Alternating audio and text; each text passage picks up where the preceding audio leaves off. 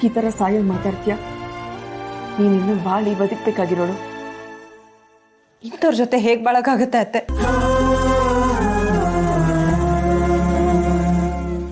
ಅತ್ತೆ, ಇವ್ರು ಯಾವಾಗ್ಲೂ ಇದೇ ತರ ನಡ್ಕೊಳ್ಳೋದನ್ನ ನೋಡಿದ್ರೆ ಎಲ್ಲಿ ಅವ್ರ ಬುದ್ಧಿ ಇವನಿಗೂ ಬಂದ್ಬಿಡ್ತೋ ಅಂತ ನನಗೆ ಭಯ ಆಗ್ತಿದೆ. ನಿನ್ ದುಃಖ ನಂಗೆ ಅರ್ಥ ಆಗುತ್ತಮ್ಮ. ಬೆಳೀತಾ ಬೆಳೀತಾ ಜಿಪ್ಣ ಆಗಿದ್ದಾನೆ ಅಂತ ಗೊತ್ತಾಯ್ತು. ದುಡ್ಡು ಅಂದ್ರೆ ಆಸೆ ಅಂತ ಗೊತ್ತಾಯ್ತು. ಆ ದುಡ್ಡಿನ ಆಸೆಗೆ ಅಲ್ವೇನಮ್ಮ ನನ್ನನ್ನು ಯಾಮಾರಿಸಿ ನನ್ನ ಹತ್ರ ಸೈನ್ ಹಾಕಿಸ್ಕೊಂಡು ನಮ್ಮ ಅಣ್ಣನ ಆಸ್ತಿಲಿ ನನಗೂ ಪಾಲ್ ಬರಬೇಕು ಅಂತ ನೋಟಿಸ್ ಕಳಿಸಿದ್ದು. ಆ ವಿಷಯ ಗೊತ್ತಾಗಿ ಅವನ್ ಸವಾಸನೆ ಬೇಡ ಅಂತ ನಾನು ಇವರು ಇಲ್ಲಿ ಹೇಗೋ ಬದುಕ್ತಾ ಇದ್ದೀವಿ. ಈಗ ನೋಡಿದ್ರೆ ಅದೇ ದುಡ್ಡಿಗೋಸ್ಕರ ಒಡ ಹುಟ್ಟಿ ತಂಗಿ ಜೀವನನೇ ಹಾಳು ಮಾಡಕ್ ಹೊರಟಿದ್ದಾನೆ. ಬೆಳೀತಾ ಬೆಳೀತಾ ಈ ತರ ಆಗ್ತಾನೆ ಅಂತ ಗೊತ್ತಿದ್ರೆ ನನ್ನ ಹೊಟ್ಟೆಲಿ ಇದ್ದಾಗ್ಲೇ ಅವನನ್ನು ಸಾಯಿಸ್ಬಿಡ್ತಾ ಇದ್ದೆ. ಲಕ್ಷ್ಮಿ, ಮತ್ತಿನೇನಮ್ಮ, ಅಂತ ಕೆಟ್ಟ ಮಗನ್ಗೆ ನಿನ್ನಂತ ಒಳ್ಳೆ ಸೊಸೆನ ತಂದು ನಾವು ತಪ್ಪು ಮಾಡ್ಬಿಟ್ವಮ್ಮ, ತಪ್ಪು ಮಾಡ್ಬಿಟ್ವಿ. ಇದರಲ್ಲಿ ನಿಮ್ ತಪ್ಪು ಏನೂ ಇಲ್ಲ ಅತ್ತೆ. ಅವರಿಗೆ ಬದಲಾಗೋದಿಕ್ಕೆ ಹಲವಾರು ಅವಕಾಶಗಳಿದ್ವು. ಆದ್ರೆ ಅವ್ರು ಯಾವತ್ತೂ ಬದಲಾಗ್ಲಿಲ್ಲ, ಬದಲಾಗೋ ಮನ್ಸನ್ನೂ ಮಾಡ್ಲಿಲ್ಲ. ಅವನಿಗೆ ಈ ದುಡ್ಡಿನ ಭೂತ ಹೊಕ್ಬಿಟ್ಟಿದ್ಯಮ್ಮ.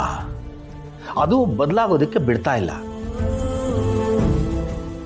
ಅದರಿಂದನೇ ಅವನಿಗೆ ಹಣದ ಮುಂದೆ ಸಂಬಂಧ, ಬಾಂಧವ್ಯ, ತಂದೆ ತಾಯಿ ಯಾರೂ ಕಾಣಿಸ್ತಾ ಇಲ್ಲ. ನಾವು ಯಾವತ್ತೂ ಇನ್ನೊಬ್ಬರನ್ನ ಹಾಳು ಮಾಡಿ ದುಡ್ಡು ಸಂಪಾದನೆ ಮಾಡಬೇಕು ಅಂತ ಕನಸು ಮನಸ್ಸಲ್ಲೂ ಯಾರು ಎಣಿಸ್ತವ್ರಲ್ಲ. ಇವನಿಗೆ ಎಲ್ಲಿಂದ ಈ ಕೆಟ್ಟ ಬುದ್ಧಿ ಬಂತೋ ಗೊತ್ತಿಲ್ಲ. ಅಥವಾ ನಾವು ಇವನಿಗೆ ಸರಿಯಾಗಿ ಬುದ್ಧಿ ಕಲಿಸ್ತಿಲ್ವೋ ಏನೋ. ಮಾವ, ನೀವು ಮತ್ತೆ ಅದನ್ನೇ ಹೇಳ್ತಿದ್ದೀರಾ. ಇದರಲ್ಲಿ ನಿಮ್ಮಿಬ್ಬರದು ತಪ್ಪಿಲ್ಲ ಮಾವ. ನೀವು ಹಾಗೆ ಬೆಳೆಸಿರೋ ಪದ್ಧತಿನಲ್ಲಿ ತಪ್ಪಿದೆ ಅನ್ನೋದಾಗಿದ್ರೆ ನಿಮ್ ಎಲ್ಲ ಮಕ್ಕಳು ಹಾಗೆ ಆಗ್ಬೋದಿತ್ತಲ್ವಾ? ನೋಡಿ ವೆಂಕಿನ, ಅವ್ನು ನಿಮ್ಮನ್ನ ಎಷ್ಟು ಗೌರವದಿಂದ ನೋಡ್ತಾನೆ. ನಿಮ್ ಹೊಟ್ಟೆಲ್ ಹುಟ್ಟಿದ ಮಕ್ಕಳು ನಿಮ್ಮನ್ನ ದೂರ ಮಾಡಿದ್ರು ಅವನು ಯಾವಾಗ್ಲೂ ನಿಮ್ ಜೊತೆನೇ ಇರ್ತಾನೆ. ರಾಮನ್ ಜೊತೆ ಹನುಮಂತ ಇದ್ದ ಹಾಗೆ. ನೀನ್ ಹೇಳೋದು ನಿಜನೇಮ್ಮ. ಬೆಂಕಿ ಇಲ್ದೆ ಹೋಗಿದ್ದಿದ್ರೆ ನಮ್ಮಿಬ್ರು ಜೀವನ ಹೇಗಿರ್ತಿತ್ತೋ ಅಂತ ಊಹೆ ಮಾಡ್ಕೊಳಕ್ಕೂ ಸಾಧ್ಯ ಇಲ್ಲ. ಈ ಸಂತು ಹರೀಶ ಯಾಕೆ ಹೀಗಾಗ್ಬಿಟ್ರು? ನಾವು ಮದುವೆ ಆಗಿ ಎಷ್ಟೋ ವರ್ಷದ ನಂತರ ಇವ್ರು ಹುಟ್ಟಿದ್ರು ಅಂತ ನಾವು ಅವ್ರಿಗೆ ತೋರಿಸಿದ ಅತಿಯಾದ ಪ್ರೀತಿಯಿಂದಾನೋ ಅಥವಾ ನಾವು ಅವ್ರಿಗೆ ಕೊಟ್ಟ ಅತಿಯಾದ ಸ್ವಾತಂತ್ರ್ಯದಿಂದನೋ ಅವ್ರ ಈ ತರ ಆಗ್ಬಿಟ್ರು ಅಂತ ಕಾಣುತ್ತೆ. ಒಟ್ನಲ್ಲಿ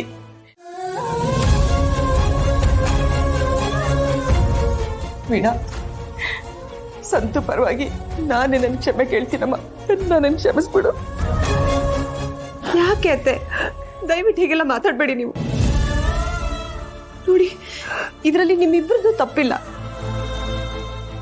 ನಿಮ್ಮಿಬ್ರು ತಪ್ಪಿದೆ ಅಂತ ಯಾರಾದ್ರೂ ಹೇಳಿದ್ರೆ ಆ ದೇವ್ರು ನಮ್ಮನ್ನ ಮೆಚ್ಚಲ್ಲ. ಏನ್ ಮಾಡೋದು ಹೇಳಿ? ದೇವ್ರಂತ ನಿಮ್ಗಳ ಜೊತೆ ಇರೋದಿಕ್ಕೆ ನಾವು ಕೇಳ್ಕೊಂಡು ಬಂದಿಲ್ಲ.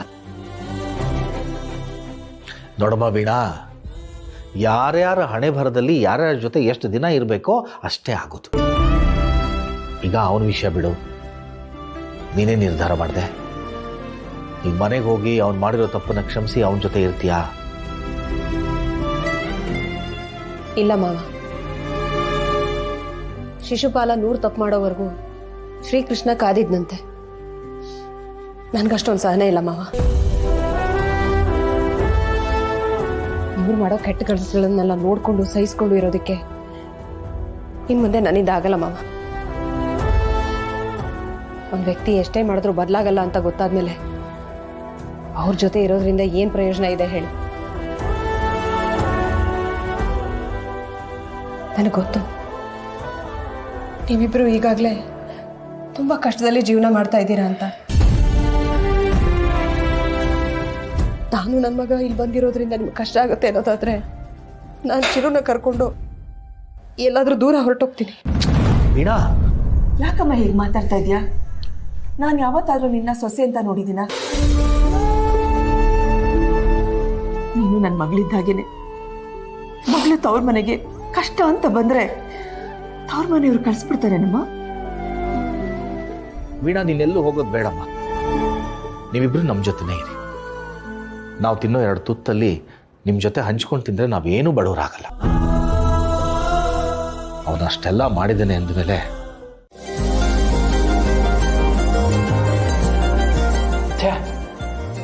ಸುಮ್ಮನೆ ಕೂತ್ಕೊಳ್ಳೋದಕ್ಕೂ ಒಂಥರ ಆಯ್ತಾ ಇದೆಯಲ್ಲ. ನಾನು ಜೀವನದಲ್ಲಿ ಯಾವತ್ತೂ ಸುಮ್ಮನೆ ಕೂತ್ಕೊಂಡವನೇ ಅಲ್ಲ. ನಾನು ಓಡಾಡೋದು ನೋಡಿ ಎಲ್ಲರೂ ನನ್ನ ಪಾದ್ರ ಸಾರ್ನವರು. ಈಗ ಸುಮ್ಮನೆ ಕೂತ್ಕೊಳ್ಳೋಕ್ಕೆ ನನಗೆ ನಾಚಿಕೆ ಆಯ್ತಾ ಇದೆ.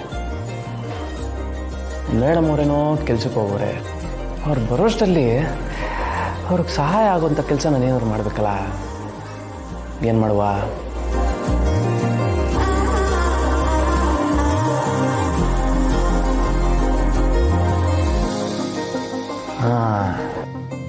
ಅವ್ರು ಬರೋಷ್ಟರಲ್ಲಿ ಕಸ ಗುಡಿಸಿ ಪಾತ್ರೆ ತೊಳೆದು ಮನೆನ ಕ್ಲೀನಾಗಿ ಇಟ್ಬಿಡುವ.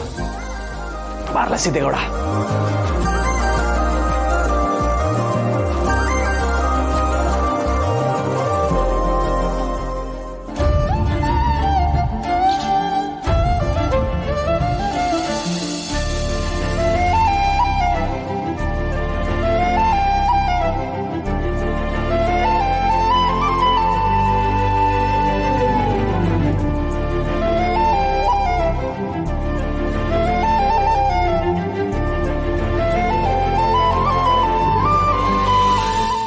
ಹಾಯಾಗಿ ಕುಳಿತರು ನೀನು ರಾಣಿಯ ಹಾಗೆ, ಮಹಾರಾಣಿಯ ಹಾಗೆ.